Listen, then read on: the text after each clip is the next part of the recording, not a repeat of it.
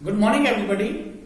क्या आप जानते हो जितने प्रश्नवाचक शब्द आप प्रयोग करते हो वे नाउन हैं, प्रोनाउन हैं, एडजेक्टिव हैं या एडवर्ब हैं? ध्यान दिया आपने कभी?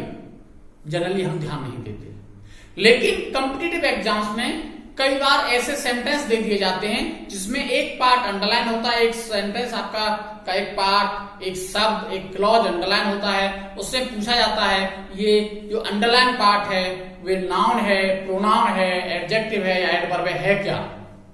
इस सब को जानने के लिए हमें पूरा पार्ट्स ऑफ स्पीच बिल्कुल जीरो से पढ़ना पड़ेगा और टॉप लेवल तक।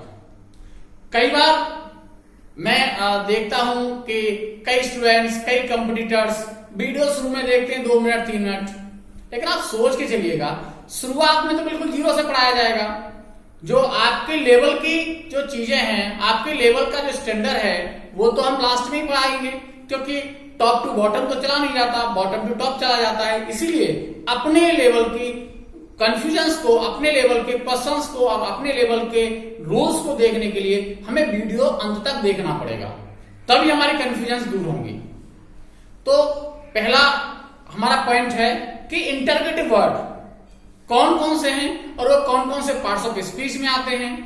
आज हम डिस्कस करेंगे इंटरगेटिव प्रोनाउन की कि कौन कौन से इंटरगेटिव प्रोनाउन हैं, उनकी एरर्स क्या आती है, उनको यूज कैसे करते हैं।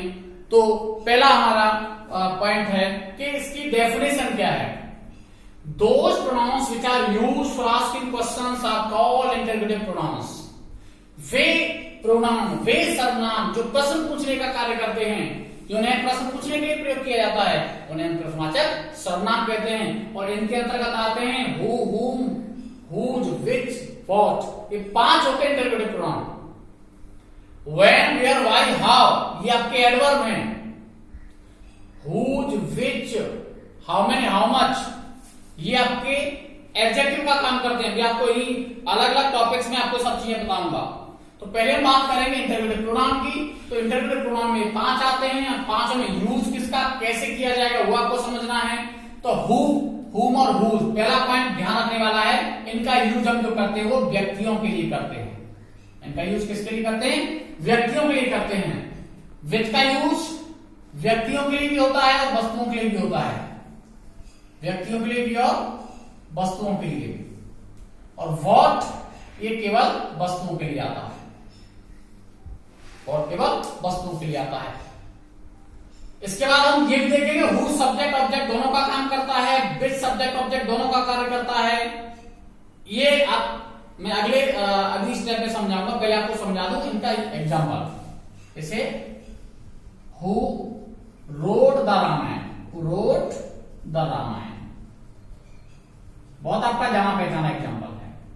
यहां ये सब्जेक्ट का काम कर रहा है, यानी 3 काम करता है हमारा जनरली। सब्जेक्ट यानी हु सब्जेक्ट का काम करेगा, हुम ऑब्जेक्ट का काम करेगा और हुज पजेसिव का काम करेगा। कि आपको बता दूंगा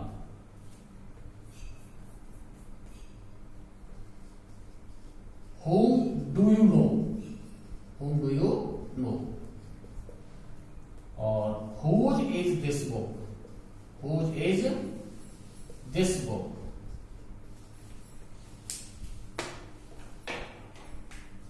ये व्यक्तियों के लिए काम करेगा, उसे देखेंगे कैसे करेगा। Which is your friend, which is your friend। आप देखें कि ये व्यक्तियों के लिए यूज होता है सिलेक्शन के लिए, यानी सिलेक्शन के लिए हम ना हु का यूज करते हैं, ना हुम का यूज करते हैं, ना विच व्हाट का यूज करते हैं। सिलेक्शन के लिए हम यूज करते हैं विच का। जहां सिलेक्शन का मूड होगा वहां विच का यूज करेंगे। वस्तुओं के लिए विच इज योर बुक,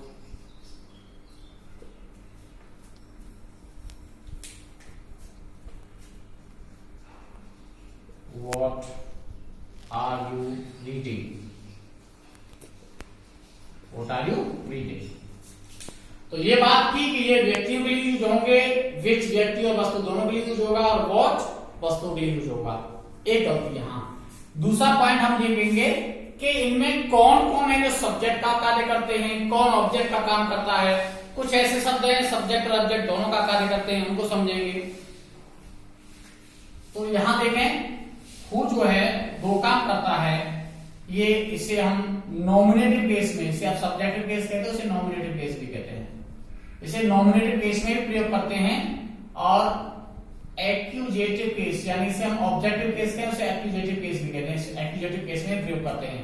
यानी whom की जगह पर भी who का प्रयोग किया जाता है, बशर्ते वहां प्रपोजिशन न हो। इसी एग्जाम्पल को हम ऐसे लिख सकते हैं, who do you know। Generally छोटी क्लासेस में who और whom को अलग-अलग पढ़ाया जाता है ताकि स्टूडेंट्स कंफ्यूज ना हो। लेकिन आप ध्यान रखें कॉम्पिटिटिव एग्जाम्स में देखेंगे और थोड़ा सा बढ़िया लेवल की बुक्स को देखेंगे, टॉमसन मार्टिनेट को देख लीजिए, माइकल स्वान को देख लीजिए, उनमें आपको पता लगेगा हु ऑब्जेक्ट का भी कार्य करता है। ओके, तो ये दो काम करता है ऑब्जेक्ट और सब्जेक्ट का। हुम केवल एक्यूजेटिव केस में यूज होता है यानी केवल ऑब्जेक्ट का काम करता है, और हुज पजेसिव का काम करता है, हुज पजेसिव का काम करता है। अब विच भी सब्जेक्ट ऑब्जेक्ट दोनों का कार्य करता है। एग्जाम्पल आपको मैं बताता हूं अभी।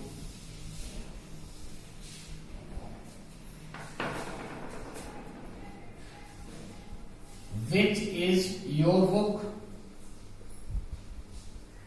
Which is your book? यहां which सब्जेक्ट का काम कर रहा है, इसे नॉमिनेटिव केस में कहें या सब्जेक्टिव केस कहें।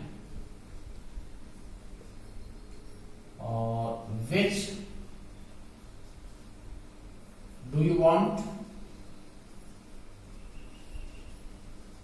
which do you want? यहां ये एक्यूजेटिव केस का काम कर रहा है यानी ऑब्जेक्ट का काम कर रहा है।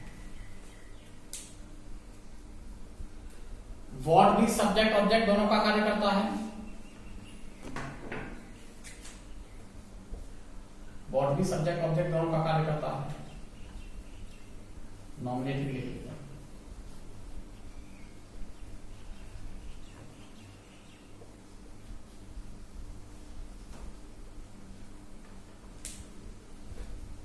एग्जाम्पल देखिए,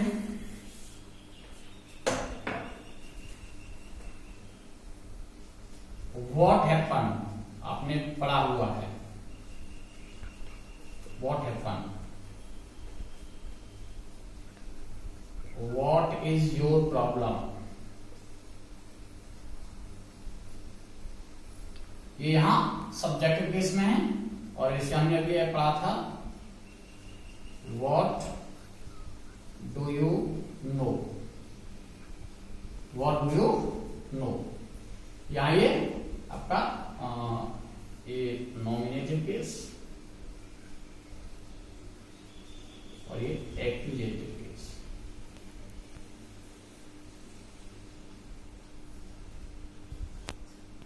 ओके, अब अगला एक पॉइंट है हु और व्हाट जब सब्जेक्ट का काम करेंगे, हु और व्हाट जब सब्जेक्ट का काम करते हैं तो ध्यान रखें इन्हें सिंगुलर माना जाता है। एग्जाम्पल आपको मैं बताता हूं, जब ये सब्जेक्ट का काम करेंगे तो उन्हें सिंगुलर माना जाएगा। इससे अक्सर लोग एक क्वेश्चन पूछते हैं तुम्हें अंग्रेजी कौन पढ़ाता है। ध्यान देंगे, मैं हिंदी में थोड़ा सा बता दूं, अंग्रेजी में आपको आ जाएगा। तुम्हें अंग्रेजी कौन पढ़ाता है, तो यहां सब्जेक्ट कौन है, तुम्हें तो ऑब्जेक्ट है, तो ये who teachers you English, who teachers you English. तो एक इंपॉर्टेंट पॉइंट है जहां ये सब्जेक्ट का काम करता है इसे सिंगुलर माना जाता है। जैसे व्हाट डिस्टर्ब्स हिम, व्हाट यहां सब्जेक्ट का काम कर रहा है, इसे भी सिंगुलर माना जाता है, इसलिए वर्ब में एस जुड़ा है। दूसरा इंपॉर्टेंट पॉइंट क्या है, जब हु और व्हाट सब्जेक्ट का काम करते हैं तो वाक्य को प्रश्नवाचक जैसा नहीं बनाया जाता, वाक्य को साधारण जैसा बनाया जाता है।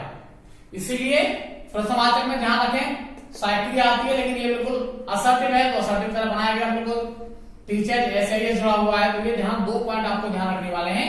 हु और व्हाट जहां सब्जेक्ट का काम करेंगे ये एक वचन माने जाएंगे और वाक्य को बिल्कुल बनाया जाएगा, बिल्कुल साधारण की तरह बनाया जाएगा, प्रश्नवाचक की तरह नहीं बनाया जाएगा।